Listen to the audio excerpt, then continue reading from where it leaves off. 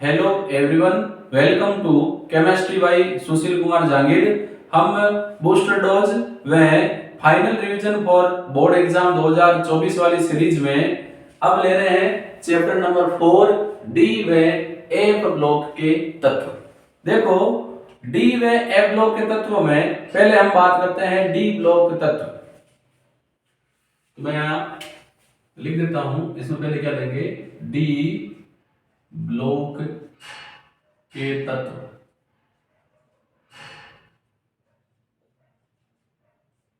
D block के तत्व क्या होते हैं? वह तत्व जिनमें अंतिम इलेक्ट्रॉन डी उपकोष में भरता है डी ब्लॉक के तत्व कहलाते हैं। यहां एक और वर्ड आता है संक्रमण तत्व।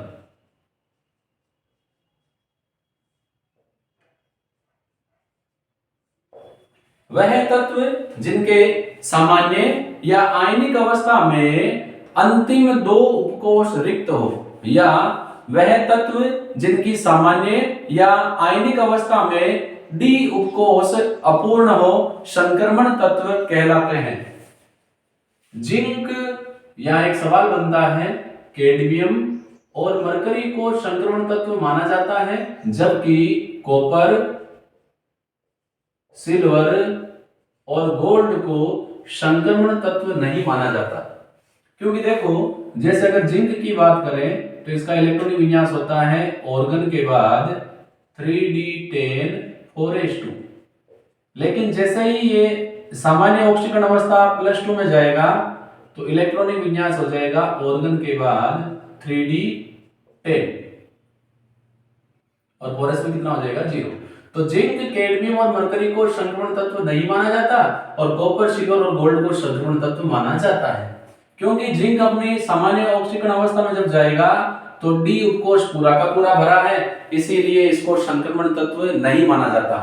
ऐसे ही कैडमियम और मरकरी होगा, लेकिन कॉपर, सिल्वर और गोल्ड को मानते हैं, क्योंकि देखो कॉपर का इलेक्ट्रॉनिक विन्यास होता है ऑर्गन के बाद 3d10 4s1। लेकिन जैसे ही कॉपर अपनी आयनिक अवस्था +2 में जाएगा तो इलेक्ट्रॉनिक विन्यास हो जाएगा 3d9, यानी डी उपकोष में एक इलेक्ट्रॉन के लिए जगह खाली है, अर्थात जो डी उपकोष है वो क्या है, अपूर्ण है। तो इसमें थोड़ा सा करेक्शन है, जिंक, कैडमियम और मरकरी को संक्रमण तत्व नहीं माना जाता क्योंकि इनकी सामान्य और आयनिक दोनों अवस्थाओं में डी उपकोष पूरा भरा होता है, इसीलिए इनको संक्रमण तत्व नहीं माना जाता। जबकि कॉपर, सिल्वर और गोल्ड को संक्रमण तत्व माना जाता है क्योंकि इनकी आयनिक अवस्था में डी उपकोष अपूर्ण होता है, इसीलिए इनको संक्रमण तत्व माना जाता है। अब मैं यहाँ पर संक्रमण तत्वों के कुछ सामान्य गुणों को लेकर आपको समझाऊंगा। जैसे उसमें है ऑक्सीकरण अवस्था, मैं आपको समझा देता हूं। यहाँ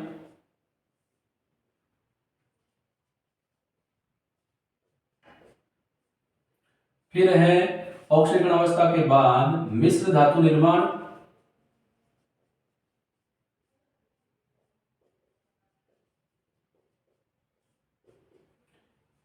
संकुल यौगिकों का बनना,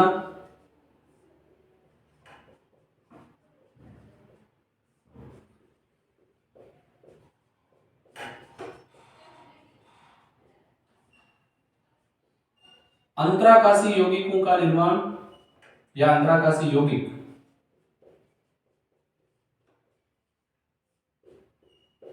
अगला है ऑक्सीकरण अवस्था, मिश्र धातु निर्माण, संकुल यौगिकों का निर्माण, अंतराकाशी यौगिक, उत्प्रेरकीय गुण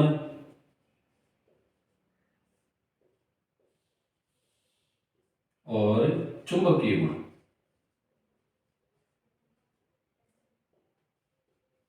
इन सबसे पहले हम ले लेते हैं इनका इलेक्ट्रॉनिक विन्यास। तो देखो, संक्रमण तत्वों की श्रेणियां हैं 3d, 4d, 5d, 6d। ये स्टार्ट होती है 21 यानी स्कैंडियम से, समाप्त होती है 30 जिंक तक। 4d यूटेरियम से स्टार्ट होती है, खत्म होती है कैडमियम तक। 5d लैंथेनम से स्टार्ट होती है मरकरी तक। और 6d जो है ये एक्टिनियम से स्टार्ट होती है, खत्म होती है 112 अनबाइन तक। ये होता है 39 और ये होता 57 और ये कैसे हो गया 89। तो देखो यह हम 48 हो जाएगा, ये 80 हो जाएगा और ये हो जाएगा 112। तो संक्रमण तत्वों की या डी ब्लॉक तत्वों की कुल 4 श्रेणियां हैं, 3D 4D 5D और 6D। इनमें जब हम इलेक्ट्रॉनिक विन्यास की बात करते हैं तो इलेक्ट्रॉनिक विन्यास हमें पता होना चाहिए स्कैंडियम से लेकर जिंक तक, यानी 3D का इलेक्ट्रॉनिक विन्यास हमें अच्छी तरह से याद होना चाहिए। इसमें 2 अपवाद हैं, कॉपर और क्रोमियम।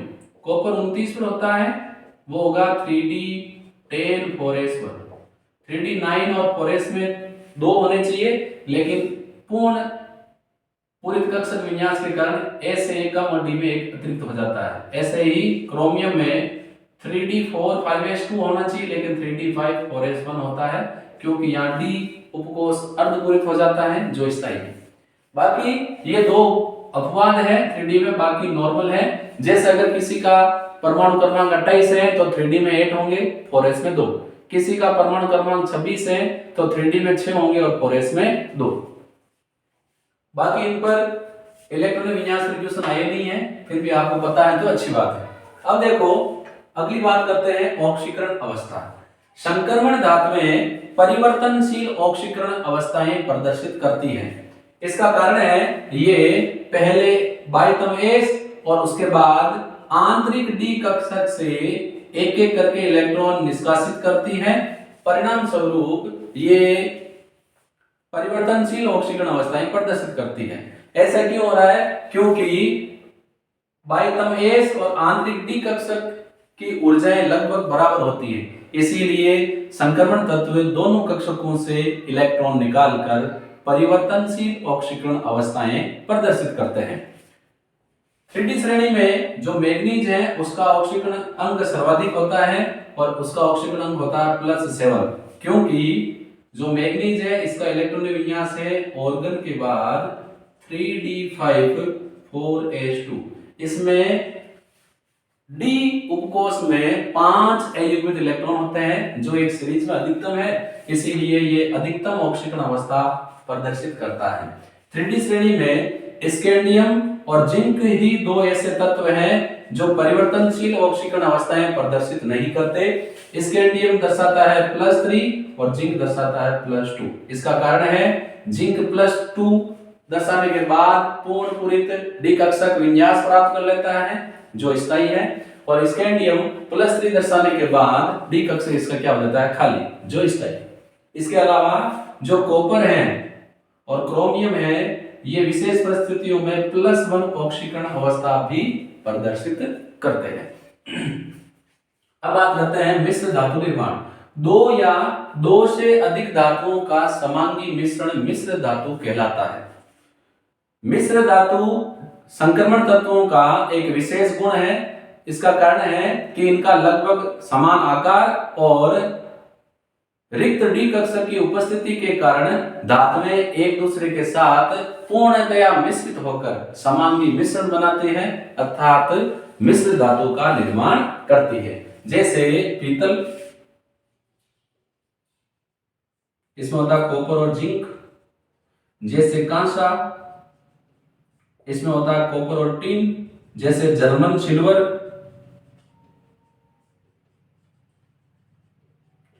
इसमें होता है निकल, कॉपर और जिंक।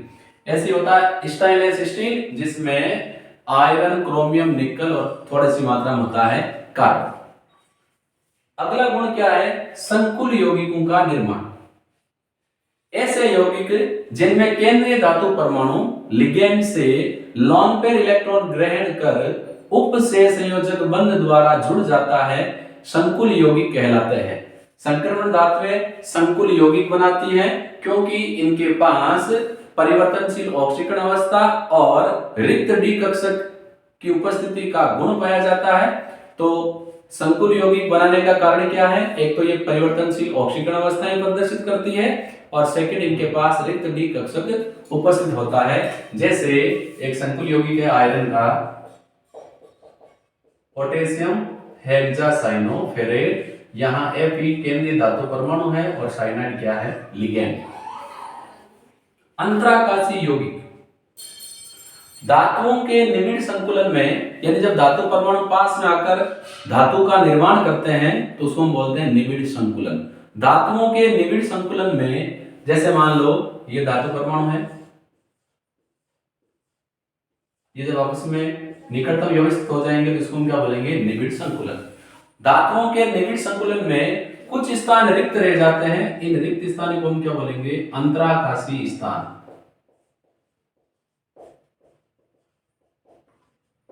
छोटे परमाणु जैसे हाइड्रोजन, कार्बन, नाइट्रोजन, इन अंतराकाशीय स्थानों में वान डेर वाल्स बंध द्वारा जुड़ जाते हैं। इस प्रकार बने यौगिक अंतराकाशीय यौगिक कहलाते हैं। ये अंतराकाशीय यौगिक इसलिए बनाती है क्योंकि इनके पास रिक्त डी कक्षक उपस्थित होते हैं, जहां पर छोटे परमाणु जाकर वान डेर वाल्स बंध से जुड़ जाते हैं। अगला जो गुण है वो उत्प्रेरकीय गुण है।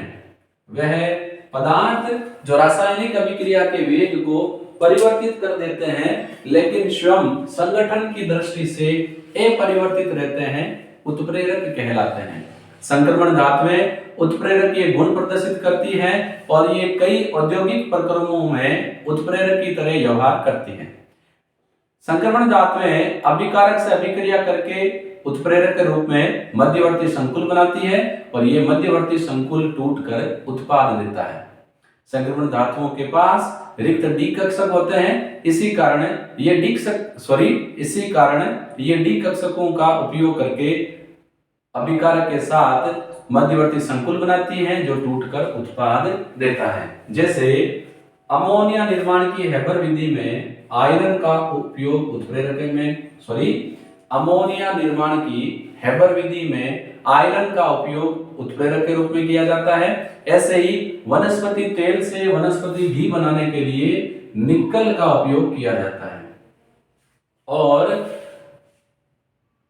अमोनिया के विकर्ण के लिए प्लेटिनम का उपयोग उत्प्रेरक के रूप में भी किया जाता है। ऐसे ही एथीन से पॉलीएथीन बनाने के लिए टाइटेनियम टेट्राक्लोराइड का उपयोग उत्प्रेरक के रूप में किया जाता है। तो ऐसे सैकड़ों उदाहरण हैं जहां पर संक्रमण धातुओं का उपयोग उत्प्रेरक के रूप में किया जाता है। अगला गुण है चुंबकीय गुण। एक पदार्थ को चुंबकीय क्षेत्र में रखने पर उसके गुणों को 3 भागों में हम बांटते हैं। कौन कौन सा है? पहला है अनुचुंबकीय,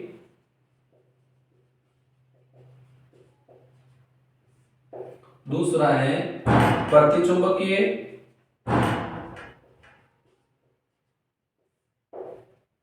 और तीसरा है लौह चुंबकीय। वह पदार्थ जिनको चुंबकीय क्षेत्र में रखने पर चुंबकीय क्षेत्र से आकर्षित होते हैं अनुचुंबकीय पदार्थ कहलाते हैं और वह पदार्थ अनुचुंबकीय गुण प्रदर्शित करते हैं जिनके पास कम से कम एक ए युग्मित इलेक्ट्रॉन उपस्थित होता है।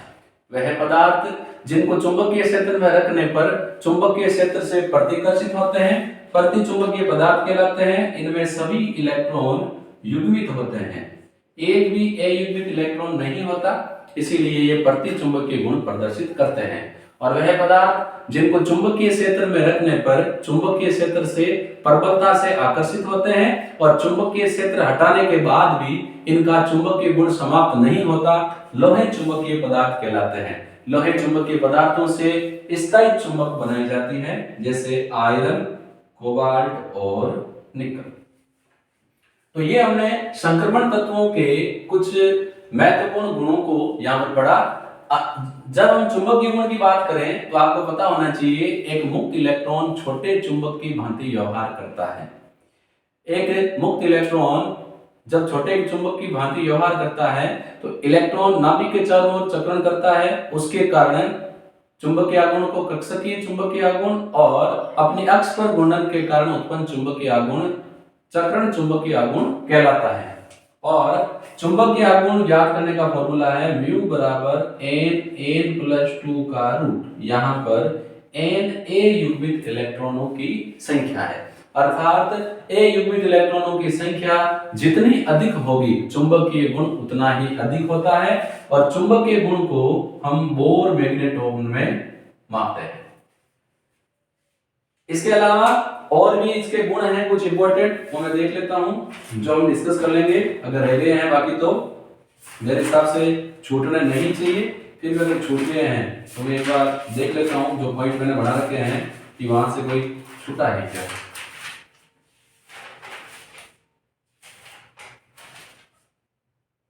एक है रंगीन आयनों का निर्माण, ये ले लेते हैं। रंगीन आयन, ये रंगीन यौगिकों का बनना।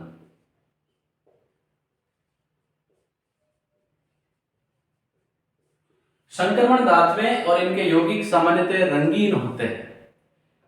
इसका कारण क्या है? ए युग्मित इलेक्ट्रॉन ऊर्जा पाकर T2G से Eg में संक्रमण कर जाते हैं। परिणाम स्वरूप DD संक्रमण के कारण इनके यौगिक रंगीन होते हैं, और वही यौगिक रंगीन होते हैं जिनके पास ए युग्मित इलेक्ट्रॉन हो। तो देखो, यदि ए युग्मित इलेक्ट्रॉन है तो वो रंगीन होगा, कलर्ड होगा, और वो क्या होगा? अनुचुंबकीय भी होगा। और सारे इलेक्ट्रॉन युग्मित है, अगर इलेक्ट्रॉन युग्मित है तो वो रंगहीन होगा और कैसा होगा? प्रतिचुंबकीय होगा। तो ये हमने बात की संक्रमण धातुओं के कुछ सामान्य गुणों की। अब हम ले रहे हैं अगला जो टॉपिक है अपना, वो है एक अवलोक के तत्व। जो बच्चे ये वीडियो देख रहे हैं वो सोचेंगे सर ने तो बहुत जल्दी करवा दिया, तो फाइनल रिवीजन इसी तरीके से होता है, ज्यादा टाइम कंज्यूमेबल नहीं होना चाहिए, वरना हम एक और चैप्टर का ही रिवीजन कर पाएंगे। और जो मुख्य मुख्य बातें हैं वो मैंने आपको बता दी हैं। आपको चुंबकीय आघूर्ण याद करने के लिए 3D श्रेणी पूरी याद होनी चाहिए। Scandium, titanium, vanadium, chromium, iron, cobalt, निकल, कॉपर और जिंक। अगर आपको इलेक्ट्रॉन विन्यास आता है तो आप बिना किसी डाउट के आसानी से चुंबकीय आघूर्ण याद कर सकते हैं। अगला है अवलोक के तत्व। वह तत्व जिनमें अंतिम इलेक्ट्रॉन एक उपकोष में बढ़ता है अवलोक के तत्व कहलाते हैं। अवलोक के जो तत्व हैं इनको हम दुर्लभ मृदा तत्व भी कहते हैं, क्योंकि ये मृदा में बहुत कम मात्रा में पाए जाते हैं। अवलोक में दो श्रेणियां हैं। पहली है लैंथेनाइट श्रेणी,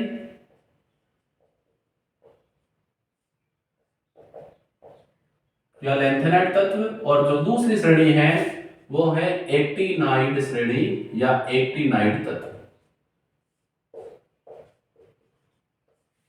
इसको हम 4f श्रेणी भी कहते हैं। लैंथेनाइट श्रेणी को, ये स्टार्ट होती है लैंथेनम 57 से और खत्म होती है लुटेशियम तक। तो ये है 57 से। और एक्टिनाइड श्रेणी को 5f श्रेणी भी कहते हैं, क्योंकि इसमें अंतिम इलेक्ट्रॉन 5f पे जाता है, और ये शुरू होती है 89 से एंड होती है लॉरेंशियम तक। तो ये समाप्त हो जाएगी 70 तक, और ये 89 से 89 से देखो काउंट कर लो 14, तो 89 से अभी हम बात कर लेंगे, चलो पता चल जाएगा अभी। तो लैंथेनाइट जो श्रेणी है इसको 4f श्रेणी कहते हैं, एक्टिनाइड तत्वों की श्रेणी को 5f श्रेणी कहते हैं। लैंथेनाइट में कौन कौन है देखो,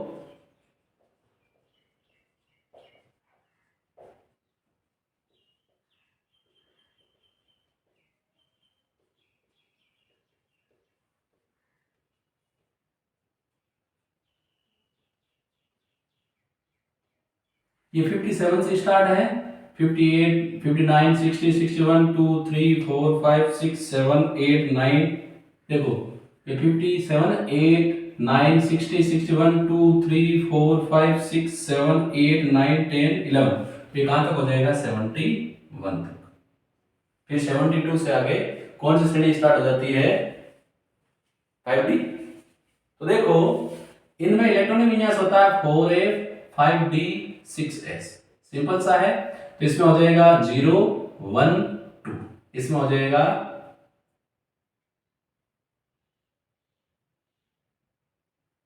1 1, इसमें 2 रहेगा, इसमें हो जाएगा 3 0, इसमें हो जाएगा 4 0, इसमें 5 0, इसमें 6 0, इसमें 7 0 और इसमें कितना 7 1। गैलिडोनियम का एक बार इलेक्ट्रॉनिक विन्यास आया हुआ है। तो 4 ये किसके बाद होता है? ये होता है जीनोन 54 के बाद। तो इनका इलेक्ट्रॉन विन्यास हो जाएगा जीनोन 54 के बाद 4a 5d 6s। तो गैलिडोनियम में 4a में 7, 5d में 1 और 6s में 2। तो गैलिडोनियम में 7 और 1 8 a युग्मित इलेक्ट्रॉन होते हैं। फिर आ जाएगा 9 0, 10 0, 11 0, 12 0, 13 0, 14 0 और 14 1, बाकी साथ में 2 ही होंगे। एक ध्यान में रखने वाली बात यह है कि लुटेशियम और सीजियम दो ऐसे ही तत्व हैं जिनके 5d में भी इलेक्ट्रॉन होता है, बाकी के और गैलिडोनियम ये तीन तत्व ऐसे हैं जिनके 5d में एक एक इलेक्ट्रॉन है, बाकी के 5d में इलेक्ट्रॉन नहीं है। एक्टिनाइड श्रेणी एक्टिनम से शुरू होती है।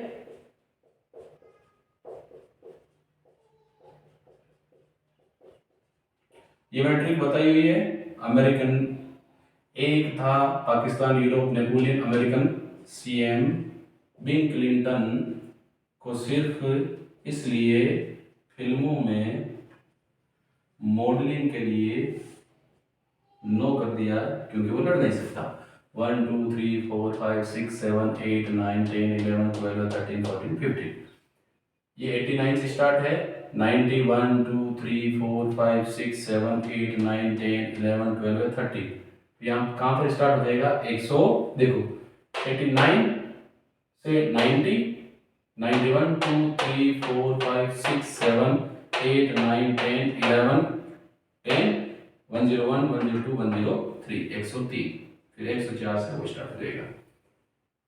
यहाँ जो इलेक्ट्रॉनिक विन्यास है वो है 5f6d4s। इसमें एक्टिनाइड में क्या होगा? इसमें 0, इसमें 1, फिर क्या हो जाएगा 1 1 सॉरी इसमें हो जाएगा 2 सॉरी 0, इसमें हो जाएगा 2, फिर 3 1 और देखो यहां तक इलेक्ट्रॉनिक विन्यास अलग होगा और उसके बाद इलेक्ट्रॉनिक विन्यास क्या हो जाएगा? समान। फिर आगे इसमें भी 6 0 7 0 7 1 रहेगा। बाकी यहां तक जो इलेक्ट्रॉनिक विन्यास है वो क्या है? अलग। इसमें हो जाएगा 4 1, इसमें हो जाएगा 3 1 और एक्टिनियम हो गया, थोरियम हो गया, नेप 1 2 3 4 5 6 और ये देखो 1 2 3 4 5 यानी नेपटूनियम नहीं होगा। थोड़ा सा इरेज कर देता हूं। इसमें देखो क्या होगा, इलेक्ट्रॉनिक विन्यास में सॉल्यूशन बता देता हूं। इसमें भी 2 हो जाएगा, फिर इसमें हो जाएगा 2 1 3 1 4 1, फिर क्या हो जाएगा? देखो इसमें 1 2 3 4 5 1 2 3 4 5 फिर वो हो जाएगा 6 0 7 0 7 1। बाकी सब में क्या होगा? यहाँ एस में 2 2। इसके बाद जो इलेक्ट्रॉनिक विन्यास है वो क्या होगा? सेट। तो ये यहाँ पर तत्व लिखने का कारण ये है कि मैंने आपको ट्रिक बताई है और उस ट्रिक के आधार पर जो शुरू के 5 है 1 2 3 4 5 उनके इलेक्ट्रॉनिक विन्यास समान है, सॉरी अलग अलग है, और बाकी के 5 के बाद 6 से लेके जो 14 एलिमेंट है उनके इलेक्ट्रॉनिक विन्यास समान है। तो इसमें तो देखो ये तो 0 1 2 होगा क्योंकि इसमें ये 5d का है तो 5d में पहला इलेक्ट्रॉन 5d में जाएगा। उसके बाद देखो 1 1 3 0 4 0 5 0 और इसमें सेम है, फिर 0 2 2 1 3 1 4 1 फिर आगे सेम रहेगा। तो इलेक्ट्रॉनिक विन्यास लिखने का ये कारण था। तो यहाँ पर अगर गैलिडोनियम में अयुग्मित इलेक्ट्रॉनों की संख्या पूछे तो कितनी हो जाएगी? 7 + 1 8। तो ये जो श्रेणी है ये अपने 57 से 71 और ये कहां तक हो जाएगी? 103 तक। तो ऐसे 89 में 14 प्लस कर लो 3 1 0, ऐसे ही 57 में 14 प्लस कर दो हो जाएंगे 71। तो ऐसे क्या कर सकते हैं। अब हम बात करते हैं जो लैंथेनाइड और एक्टिनाइड है इनका सामान्य इलेक्ट्रॉनिक विन्यास क्या है। तो जो लैंथेनाइड है इनका सामान्य इलेक्ट्रॉनिक विन्यास है n-2 f1 से 14 n-1d 07 nh2। ये अगर हम इसको देखो ये हो जाएगा इसका ए ब्लॉक तत्व का सामान्य इलेक्ट्रॉनिक विन्यास। अब अगर इसमें लैंथेनाइड का बनाना चाहे तो इसको फॉरवर्ड कर दो और इसको क्या कर दो 5D07 NS की जगह क्या कर दो 6S2। इसको अगर लैंथेनाइड की जगह एक्टिनाइड बनाना है तो 5F1 से 14 5D0 से 6S2। डी में या तो 0 होगा या 1 होगा, दो नहीं होगा, और F में 1 से लेके कितना होगा 14। अब कई बुक में लैंथेनम और एक्टिनाइड, इनको भी लैंथेनाइड एक्टिनाइड माना, जबकि ये तो 5D के हैं। इनको इंक्लूड करोगे तो कई बुक इसको 0 से 14 कर रही है, क्योंकि इनमें जो F है इसमें कितना है 0, बाकी सही तो यही रहेगा 1 से 14। अब हम डिटेल से बात करते हैं लैंथेनाइड।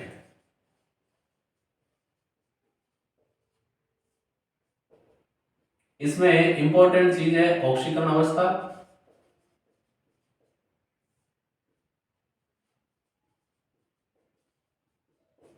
और सेकंड है लैंथेनाइड संकुचन।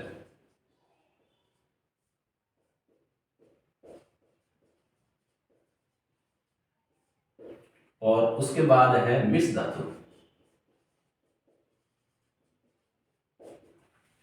लैंथेनाइड तत्व सामान्यतः +3 ऑक्सीकरण अवस्थाएं प्रदर्शित करते हैं, लेकिन यूरोपियम, यूट्रिबियम, टर्बियम और सीजियम ये +3 के अलावा भी ऑक्सीकरण अवस्थाएं प्रदर्शित करते हैं। ये दोनों +2 प्रदर्शित करते हैं, ये दोनों +4 प्रदर्शित करते हैं। कारण क्या है, देखो अगर मैं यूट्रिबियम की बात करूं तो देखो इसका इलेक्ट्रॉन विन्यास है 4F 14 5D 0 6S 2।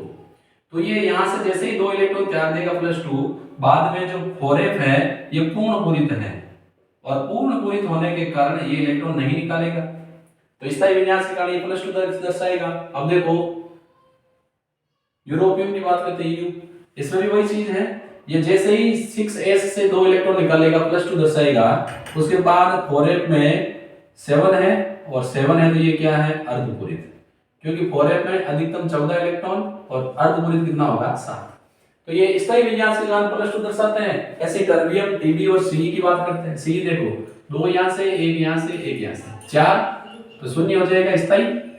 ऐसे ही सीजियम देखो कहां है, ये हो गया, 1 है टर्बियम टीबी, तो देखो 2 यहां से निकाल देगा और 2 यहां से निकाल दे क्या रह जाएगा 7, अर्धपूरित विन्यास, इसीलिए ये एक्सेप्शन दर्शाते हैं। लैंथेनाइड श्रेणी में बाएं से दाएं जाने पर, यानी लैंथेनाइड से जब हम लुटेशियम तक जाते हैं तो बाएं से दाएं जाने पर परमाणु आकार घटता है, इसे लैंथेनाइड संकुचन कहते हैं। कारण क्या है, पहला कारण है नाभिकीय आवेश।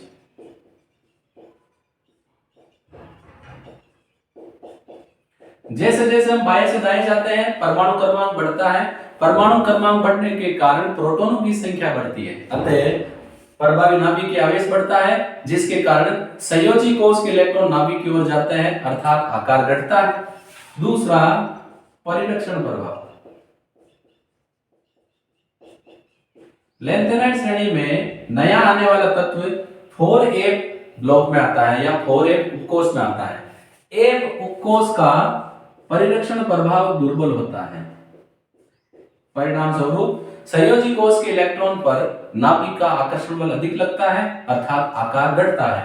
उपरोक्त दोनों सम्मिलित प्रभावों के कारण लैंथेनाइड श्रेणी में बाएं से दाएं जाने पर परमाणु आकार घटता है, इसे लैंथेनाइड संकुचन कहते हैं। लैंथेनाइड तत्वों के संयोग से बनी मिश्र धातु कहलाती है। देखो एक है मिश्र धातु और ये है मिश्र धातु, तो कंफ्यूज नहीं होना है। ये लैंथेनाइड तत्वों के संयोग से बनी होती है, इसमें है LaCPD और थोड़ी सी मात्रा में Pr होगा, और एक क्या है Nd, और थोड़ी सी मात्रा में क्या होगा आयरन। इसको छोड़ दें। इसका ट्रिक क्या है, लाश नदी में फेंक, ला से L, सी से C, नदी से Nd, फेंक हो जाएगा Fe।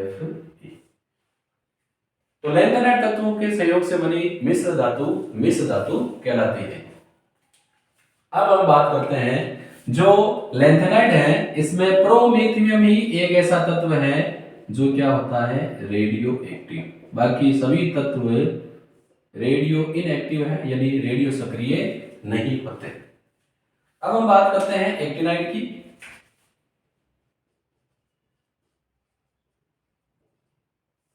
तो एक्टिनाइड तत्व भी लैंथेनाइड तत्वों की भांति +3 ऑक्सीकरण अवस्थाएं प्रदर्शित करते हैं।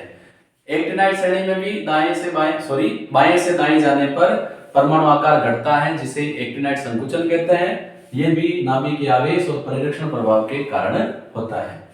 अगला है परायूरेनियम तत्व।